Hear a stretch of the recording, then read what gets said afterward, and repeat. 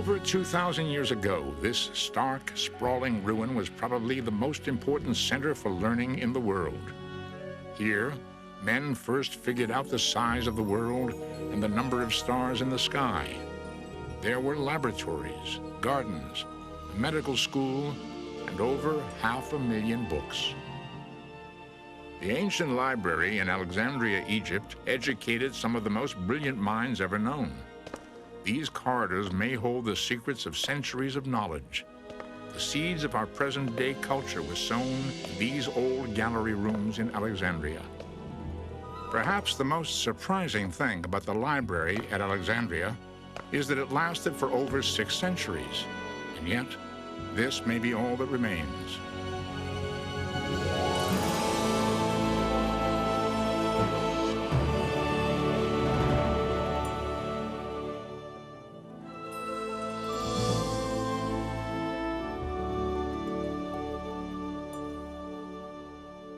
The founding of the library in Alexandria has been called the beginning of modern history. More than just a library, it was the first world research center.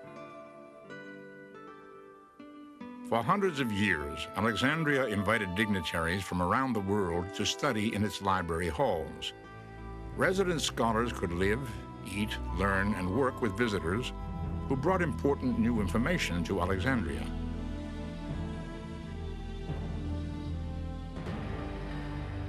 Apparently, all that is left of the legendary library is this modern excavation called the Serapeum, a secondary structure built when the original library began to overflow with books and people. The Serapeum exists only to tease us with a glimpse of the library's illustrious past. The amazing thing about the library at Alexandria is that it was the most important place of learning in the ancient world. And we don't know where it was or where it is now. We don't know what it looked like. We don't know the details of what books did it have. We don't know everybody who was there. There's more that we don't know than we do know, yet it was the most important event, perhaps, in the intellectual history of man.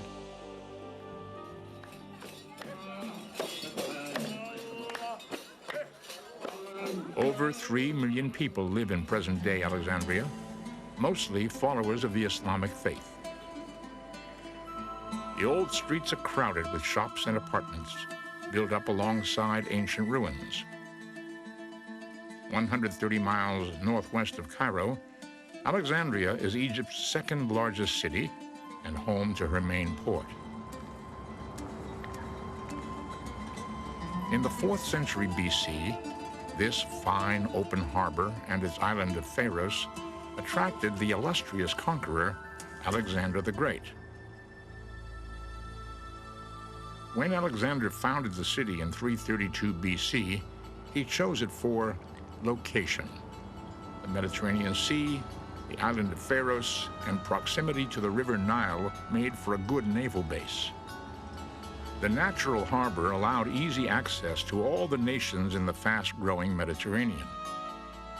Widespread trade and other civilizations were accessible. Alexandria was ideally suited to be the world's new center of thought, culture, and activity. As Alexander the Great looked out into the empty harbor, what did he envision as the future for the city that would bear his name? And why would the warrior Alexander even care about a library? Long before Alexander entered Egypt, generations of Greeks struggled with early riddles of existence. It was the beginning of man's understanding of the natural world. Investigation of everything was important. Athens, Greece, became the brainpower center of the old Greek world. Conversation and debate were common pastimes. Public speaking produced public scholars who became celebrities. In the 5th and 4th centuries BC, men like Socrates, Plato, and Aristotle were working in Athens. They were the popular and controversial policy makers of the day. Their early teachings are the foundation for modern thought. But what did these early intellectuals have in common with one of history's finest generals, Alexander the Great?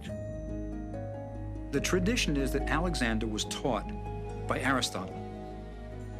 And Aristotle, of course, was taught by Plato, who in turn was taught by Socrates. Plato and Socrates believed that the senses mislead you, that if you can see it, you shouldn't really believe it. They believed in eternal, unchanging truths, which are known by the mind, not by the senses. Aristotle turned this around. Aristotle said, no, nothing enters the mind except through the senses. And he, in turn, taught Alexander the Great. Alexander was born to the ruler of Macedon, the most rapidly expanding state in the Greek world. Naturally, King Philip wanted the best tutor in the land for his royal son. So at age 13, Alexander, the soon-to-be great, was turned over to Aristotle of Macedonia. The philosopher filled the young warrior with a passionate love of learning. Educated men are as much superior to uneducated men as the living are to the dead. The fate of empires depends on the education of youth. Aristotle the philosopher, 4th century BC. Alexander valued knowledge as a tool for power. On his quest to conquer the world a decade later, Alexander carried Aristotle's copy of Homer's Iliad with him into battle. The warrior was also a poet.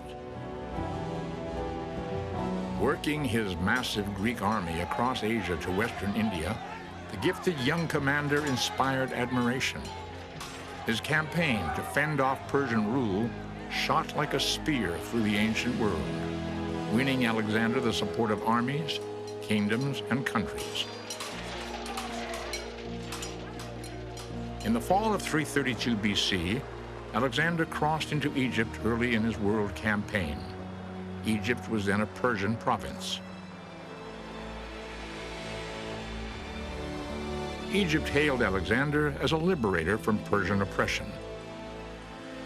Welcomed as a ruler, Alexander was crowned Pharaoh of Egypt. For almost 3,000 years, Egypt had been ruled by godlike pharaohs. Those ancient pharaohs were the link between their mortal subjects and the gods themselves. Egyptian pharaohs were thought to be gods in life and after death. But Alexander was Greek, not Egyptian. He had no guarantee of an afterlife. Where would Alexander the Great find immortality?